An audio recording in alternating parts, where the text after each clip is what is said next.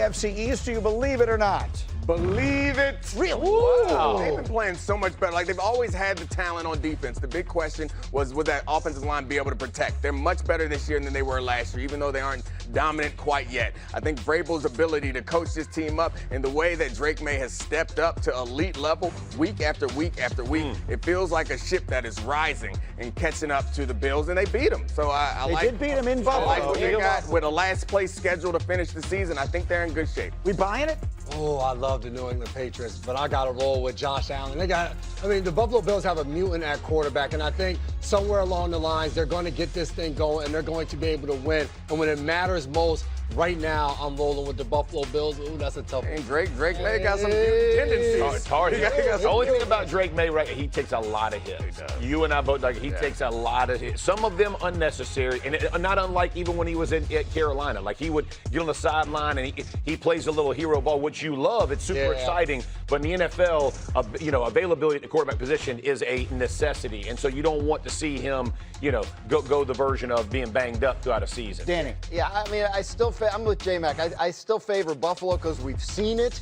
But this New England team is real. Like, I mean, they are there to stay, and Buffalo's gonna have to fight them off, much like they did Miami a couple of years ago. You see our analytics favor the Patriots at this point. I'll just say, if not now, then when for Buffalo? This was supposed to be their season. They never travel out of their time zone, and they had they were favored in every single game and everything else. Coming out of their bye, we'll see how different they look. I think it's pretty important for a team like that to figure some things out, make some adjustments in their bye week. We'll see how they have Kansas City soon, right? That game is the next couple of weeks. But the other thing I would say is, they always win that game. Sean McDermott does a really good job of getting their defense going as the season progresses, right? Like, they always kind of start a little sloppy, right? They didn't have great answers against the Falcons, against the blitz, and I think all those things are you can solve those issues. It's not like, hey, you think in one area they're bad. So that's just how I look at it. November 2nd, so a week from Sunday will be the Chiefs and the Bills, in that 4:25 slot. That'll be a great game. It's in Buffalo. Okay,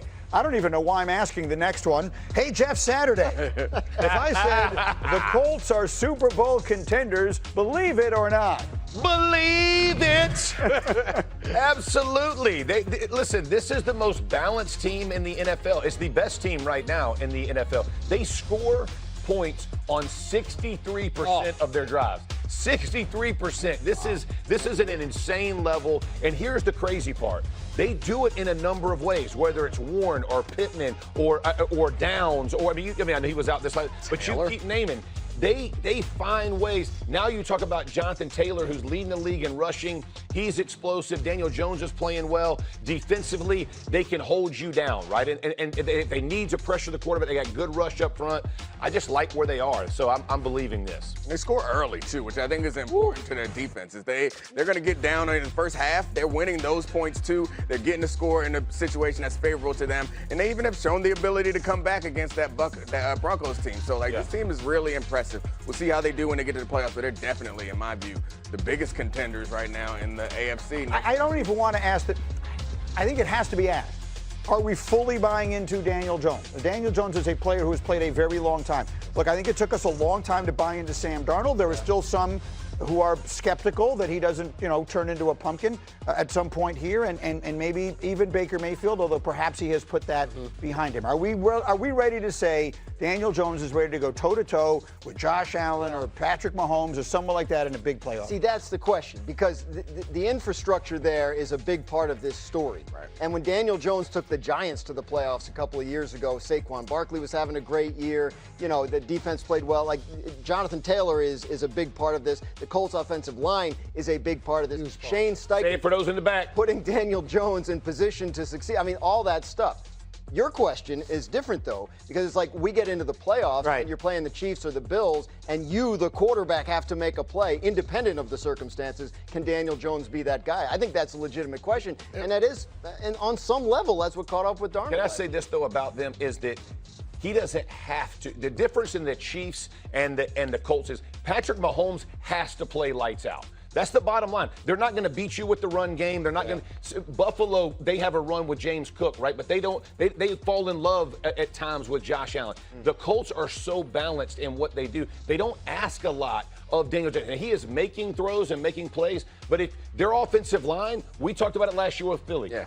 Their offensive line is significantly better than these other groups. I'm just letting you know they are shoving people around. They are banging people. It is a big. I mean, I agree with you, and I'm a big Colts supporter just like you. But I think the part is like there will come a time when he does have to. You're not going to make it through the whole playoffs by dominating all these people. At some point, you're going to have to make a play. Fourth quarter, a minute and 40 seconds left. You got the ball. You're down 4. You're going to need him to drive the field. Jeff really wants to say, can Quentin Nelson take them to the promised land? Forget about Daniel Jones. The best left side, Mina Kimes texted me about their left side of their offensive line. They are mauling people, and that includes Q Nelson. Mauling. Go turn the tape on. You want to go watch some vicious football. It is nasty. J-Mac has them this week. They play the Titans. They will play Kansas City November 23rd, so we'll get a chance to see that. Here we go. Here's another one I like. J-Mac, if I said the Cowboys offense is so good it will carry them to the playoffs, you believe it or not? Let me channel my Jeff Saturday. Oh, boy. Believe it. Hey. What the Dallas Cowboys ran out. Not only because the offense is putting up 40 points against the Washington Commanders, the defense was sneaky a lot better this past Sunday. But I think those weapons, CeeDee Lamb on one side, George Pickens on the other side, and then Javonte Williams running the ball out of the backfield, this Dallas Cowboys offense was absolutely rolling. Why are you laughing? No, because J-Mac caught himself. He almost said that that defense was good. I said He said they sneaky a lot better. Yeah, you held yourself. I like it. Not horrible. He said they sneaky a lot better. Yeah, they're getting there. They're being a little bit more aggressive on defense. They're going in the right direction. It's hard to be sneaky worse when you were 31st, I think, by EPA last year. I think that the comparison would be to the Bengals of last year, who had maybe the best offense with the best quarterback in Joe Burrow. Do the Cowboys have that? Yeah. Are the Cowboys the now that they have the Colts CeeDee Lamb back? the Colts offense is really good, but I think what Cowboys have with Dak Prescott is definitely an offense. He's playing off the charts. I mean, if you're going to compare it to the Joe Burrow situation of last year, it's a great comparison because they've lost games based on scoring 40 points or whatever and not being able to close them out. So as you think about this football team, I just don't think I don't think the defense can last. As the season progresses and keeps moving forward, as much as I love their offense, it is hard to score that many points every week. Yeah. The ball sometimes just don't go your way. Bounces, deflection. Well, it doesn't look hard right now. You were there this weekend, right? I mean, what sense did you get? You covered their game with the Commanders. What did you sense? The head coach, Brian Schottenheimer, who, by the way, looking like a pretty good job. hire so far. Absolutely. Right. He was in the defensive meeting room a good chunk this past week. And one of his messages, as silly as it sounds, is kind of like, yeah, be aggressive. Like, try and take some chances. If you give up a touchdown, at least you did it quick, and now Dak has the ball back. Yeah. We are going to score as opposed to the touchdowns 6-minute drive that ended their game. And that's not, I mean, look, is that going to win you a Super Bowl? Probably not. But I think right now, the way the offense is going, they're right to lean into that. And I will say this, there is no one whose authority on this subject I value more than Randy Moss's. Randy said on Sunday he thinks they could have the best 1-2 punch at wide receiver in the whole league. Wow. And he loves the guys in Cincinnati. He talks about them all the time. But with the way George Pickens is playing and CeeDee Lamb back, that might be the best 1-2 punch. Plus, they have the tight end. And Nick, you always notice people say, who's the hardest receiver you had to cover?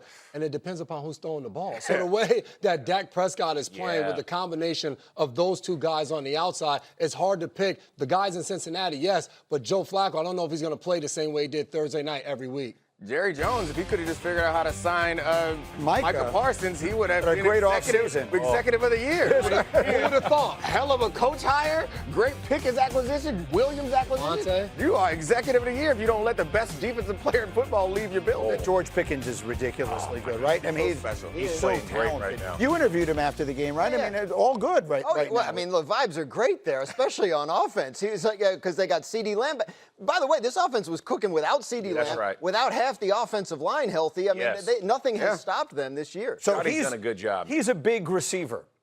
You guys want to see an even bigger receiver? Oh. Ladies and gentlemen, I give you from Utah, Semi Talunga. Oh, boy. Jeffrey, I want you to watch him. There he is, number 99. Oh, no. Out of the Oh. He gave him an Olay and then a truck in the game. The same play. Ooh. That was a high school halfback. 17 was like, hold on, somebody help. He's going to catch another pass here, and it's a pretty athletic play that he makes, actually, to grab it. lost him under the bar there. But yeah, there you go. Look at him go. He's 5'11", 317. 5'11"? 5'11". Doesn't have that I'm second 5'11". gear. That's awesome. 317? Yards You after look a the little catch. different. You look a little different, J-Mac. Look at that. Oh, that is so nasty. As we roll on. Automated business decision. Much more from the debacle in Denver. How in the world do the Giants move forward as the Eagles await, looking for payback? Just 2 weeks later, we're on to that, and we're on to this. We got pancakes on the way. Jeff's going to start it with a crate. La crate is being served. Why? Because we got a big man knocking little men into each other as somebody walks in. Caden Proctor, we show him every week. Watch him. Blip, blip. It's just a walking in zone. Listen, I gave this so my DBs could see it's all love. Look, he's not even being mean to you. He's just tapping you, knocking you in. Take yourself out of the play. That's athleticism right there. We've seen him catch it. We've seen him run it. He does it all, even quarterbacking. Now he's just knocking little guys around. That's a la crate for the little men. Come back. Cakes are nasty this week. Folks getting knocked out. Let's go. Giants' historic loss in Denver. The Broncos scoring 33 points in the final 15 to win it. Yesterday here on Get Up, Rex Ryan said Brian Daboll needed to completely own this loss as the head coach. So when asked yesterday about any possible coaching changes, here is what Daboll had to say. No, I'm not considering that. But we all got to do a better job. Starts with me. And there's plenty of opportunities to finish that game the way we wanted to, and we didn't get the job done. Okay, so obviously this was the game that took up a lot of our attention yesterday and a lot of the conversation everywhere. And it's difficult to know where to begin because I will admit I was sort of jaded by this. I spent a lot of time in my car yesterday afternoon. I'm listening to the local talk show, Don Hahn and Rosenberg, our friends, and they were up in arms. They want the coach gone. They in New York, everybody's got to get fired after a game like that, and I get it because if it's your team, you feel that way. If you are emotionally disconnected from it, you might have slightly different feelings. What are yours? Very different feelings. They've all said exactly what you need to say. This season is based on Jackson Dart, Scadaboo. Unfortunately, Neighbors is out. The growth and progression of that, right? There are going to be bumps in the road. It was ugly. Like when you get ticky-tack calls, like should he have run it instead of throwing it, and they throw the interception, like you just get real iffy. They've thrown it before, and it worked. Like you're trying to ride momentum. It just didn't work out for them. I think laying this all at Daboll's feet is a little much. Yeah. Look, man, it's the NFL. Bad things happen at times. They are in a good spot overall. And he did take responsibility. There's that interception. There's also the defensive strategy on the last drive where they get the ball and they're rushing 3 and dropping 8 with whatever it was, 40 seconds left or whatever it was with the ball on their own 22. The only reason why it matters to me is because you have a decision to make about Brian Daboll at some point in the season. So you're assessing his ability to coach and manage games late. Right. I think that hurts there. But what matters more than that is it seems like he is the one who's developing your quarterback of the future. So the Giants, depending on how the rest of this season goes, a game like this hurts when you're sitting down and trying to make the hard decision of is Brian Daboll the right guy to keep this going. A game like that, losing a game that, I don't know, you said like 1,000 times before this, no team has ever lost. Yeah. Losing like that, right. it's gonna hurt you, especially when it's gonna be hard to find wins the rest of the season. It is, and to your point, Nick, they're gonna look at the total package and the total season of what Brian Daboll does. Since Jackson Dart has gotten in there, the offense has looked really good. They've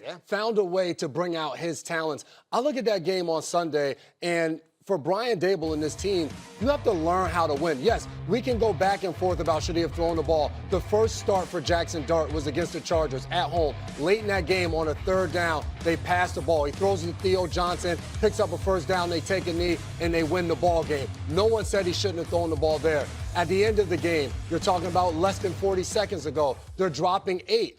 Drew Phillips is in coverage, and he's just relaxing. Few plays before that, they try to push a guy out of bounds opposed to tackling him. Deonte Banks lets Bo Nix get around him instead of setting the edge on the outside. So there's so many plays throughout that game that you look back and say, well, if we would have made this one, well, if we would have made that one, we win that ball game. It's not just one decision to throw the ball to me. And Deonte Banks in that game because of injuries in the secondary that happened during the game. So you were adjusting when you're making a call like we're dropping everybody, like because you're concerned about being weak back there. Right. You got backups. Look, when you have the Detroit Lions roster right? You can do things. You can try different things and get away with it because of the talent level. This is a Giants team that's playing with rookies in key positions, that is playing without Malik Neighbors. It's clear-cut number one wide receiver. Has injuries on defense that's probably thin personnel-wise already.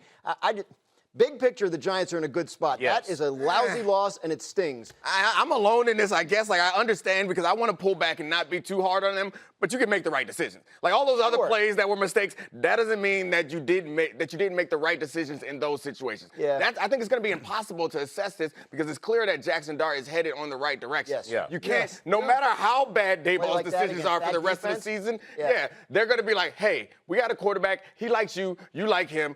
Everybody, It's new working. deals all around. It's going to help. In the meantime, Jeff is going to love this. As I flash back, the Broncos, to your point, were the second team since the merger to win after trailing by 18 or more in the final 6 minutes. The other, the 2003 Colts, Let's led go. by Jeff Saturday and a guy named Peyton Manning. Yeah. They came Carrying him my whole life. They won 38-35 over Tampa on Monday Night Football. Jeff, when you're part of a comeback like that, what is it like? Oh, it's insane. That was Tony Dungy's birthday, by the way. It was an insane victory.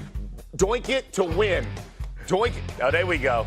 There's Saturday. There's big. There you are. Yeah, he ate the other Saturday. That is a nice shot. That boy was eating That boy pancakes. was not afraid of pancakes. He was not afraid. Ribs, pancakes, you can even combine them. I'm doing it all back there. God, for was sure. Peyton Manning 12 years old when that shot, by the way? Young folks. Anyway, that was the only other time it had ever happened until it happened to the Giants on Sunday. So for those who are still devastated by that loss, maybe we can put a better taste in your mouth. Let's get the pancakes Let's going go. this morning. Ooh, pancakes is one of our favorite things. Dominic, get it started.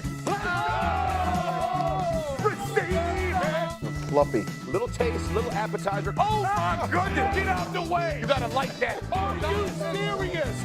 Oh, that is for real chin music. One cake. Yeah. Two cakes.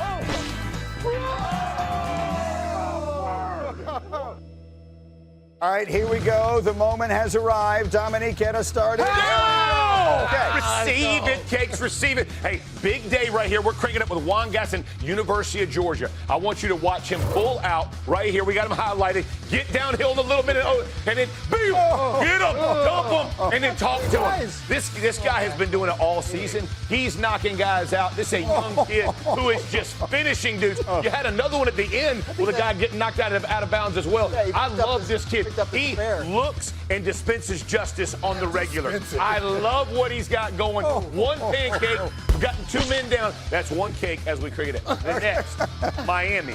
Inez Cooper, I just want you to watch this. Choo-choo! What's up? All aboard the Smoke You Express. Watch my man come. Oh my goodness! If this didn't get you out of your chair, nothing will. Are you serious? Receive it, little man. This dude brings it downhill, does not slow down, and just trucks him. I absolutely love. This got me fired up. There is not a better feeling in the world than that right there. Oh my God! Two cakes for my man. Okay, wait. Now, what do we have over here? Listen. For three, this might be the best offensive line play of the season. These are ribs. Why?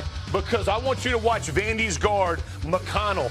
Watch him right here. Get one, get two. Get one, get two. I'm not done. What's he do on top afterwards? Gorham, yes. Sit down. Tell him about what I just did to you. That's right. I just knocked you down. You feeling it? Give him some ribs. Give him some cakes. Look, we got protein.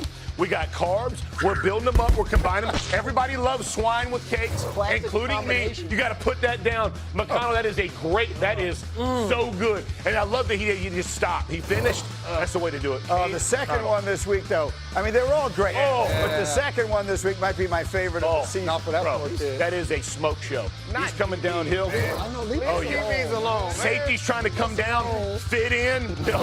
No, sir. Receive I love it. that Jeff had to take off his jacket to Got to exercise. get some space in that thing. Thing was All right, as we perfectly- roll on, the Lions make a statement, knocking Baker and Bucks from the top of the NFC. Highlights and reaction coming up in a new hour of Get Up, which starts right after this. Hey, this is Greeny at his prom. Yeah, Right, that's this it. is where- That's I want you to it. get it. Greeny at his prom. That's it.